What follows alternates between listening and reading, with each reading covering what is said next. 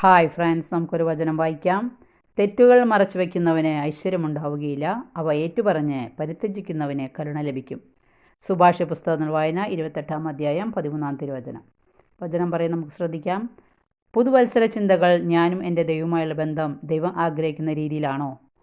അല്ല എങ്കിൽ റോമ 8-ാം അധ്യായത്തിലെ 35-39 തിരുവചനങ്ങൾ വായിച്ച് ധ്യാനിക്കാം. ഏതെങ്കിലും വ്യക്തികളുമായിട്ടുള്ള തെറ്റായ ബന്ധം, മദ്യം, പണം, മണ്ണ് കണ്ടെത്തുക. ബന്ധുമിത്രാദികൾക്കോ സുഹൃത്തുക്കൾക്കോ നമ്മൾ ആശംസ നേരുമ്പോൾ അതിൽ ആത്മാർത്ഥതയുണ്ടെങ്കിൽ, അവർ സമാധാനവും സന്തോഷവും അനുഭവിക്കണമെന്നുണ്ടെങ്കിൽ അവരിലേക്കും അവരുടെ കുടുംബത്തിലേക്കും യേശു കടന്നു വരണം. യേശു വരണമെങ്കിൽ മുമ്പേ പോയി വഴിയൊരുക്കണം. ഞാൻ പോകാനിരുന്ന എല്ലാ പട്ടണങ്ങളിലേക്കും നാട്ടിൻപുറങ്ങളിലേക്കും ഈ 2 പേരായി അവരെ തനിക്ക് മുമ്പേ അയച്ചു. യേശു നമ്മിലും നാം യേശുവിലും ആയിരിക്കുന്ന ഒരു ബന്ധം ഇന്നു മുതൽ സംജാതമാകട്ടെ എന്ന് ആശംസിക്കുന്നു. ഓക്കെ.